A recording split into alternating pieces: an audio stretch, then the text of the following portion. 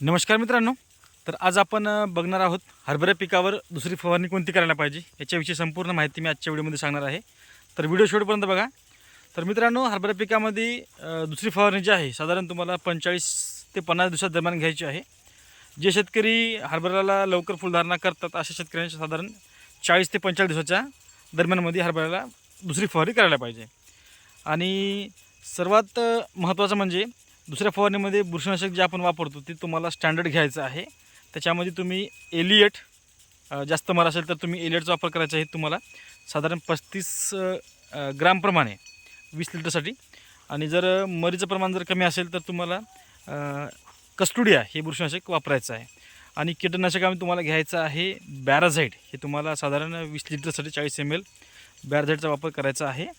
आणि त्याचबरोबर वापरायचं आहे तुम्हाला टाबुली PGR आहे. त्याचा वापर साधारण तुम्हाला करायचा आहे 5 ml प्रति 20 लिटर पंपासाठी. तर हे एकत्रित कॉम्बिनेशन जे आहे तुम्हाला साधारण झाडाच्या साधारण 5 ते 10% फुलावस्थेमध्ये याचा वापर करायचा आहे. आणि शक्यतोवर जेव्हा तुम्ही फवारणी करशाल तेव्हा जमिनीमध्ये ओल असणं आवश्यक आहे. ते सर्वात महत्त्वाचं आहे, कारण की जर तुम्ही कोरड्याला करत असाल तर त्या फवारणीचा तुम्हाला रिझल्ट मिळणार नाही. त्याच्यामुळे शक्यतोवर रान सुरुवातीला ओलं करून घ्या, कारण की जे तुमचं शेवटचं पाणी असणार आहे ते तुम्ही सुरुवातीला देऊन घ्या. आणि ही दुसरी फवारणी जी आहे तुम्ही त्या ठिकाणी घेऊ शकता. तर हे बघू शकता आपलं पाणी चालू आहे. साधारण आपण 2-2 तासाचा शिफ्ट देत असतो, कारण की जेव्हा आपण फवारणी घ्यायची आहे आपल्याला तेव्हा आपण रान ओलं करण्यासाठी म्हणजे जमिनीमध्ये मॉइश्चर ओलावा असण्यासाठी आपण साधारण 2 तास पाणी जे आहे हे देत असतो आणि नंतर आपण फवारणी घेतो. तर याला आणखी एक पाणी आपलं होणार आहे. म्हणजे साधारण आज आपलं हरभरा साधारण 42 दिवस झालेले आहेत.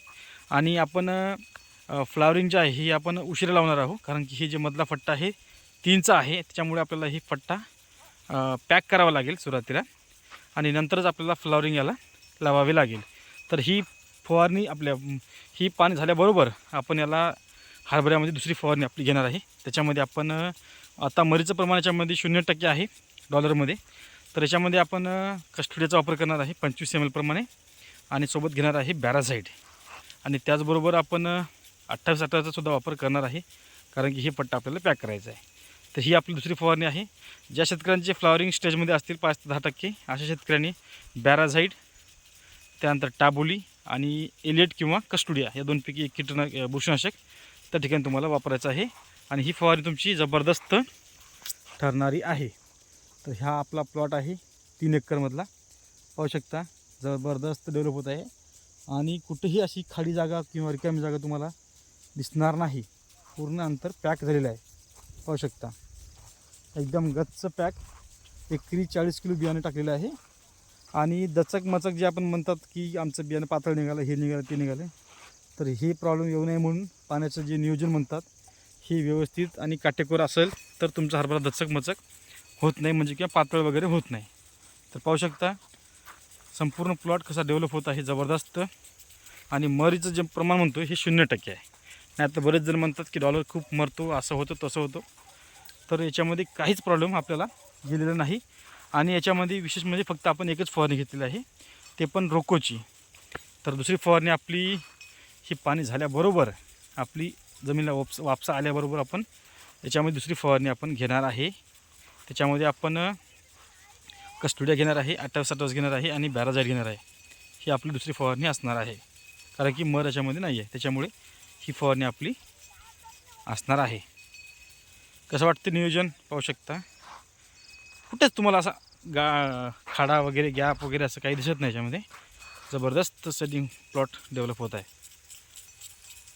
पाहू शकता रिकामी जागा खाडा जे म्हणतो प्लॉटमध्ये कुठंच नाही आहे. संपूर्ण प्लॉट बघू शकता तुम्ही. पाहू शकता इकडून पाहू शकता जबरदस्त. धन्यवाद.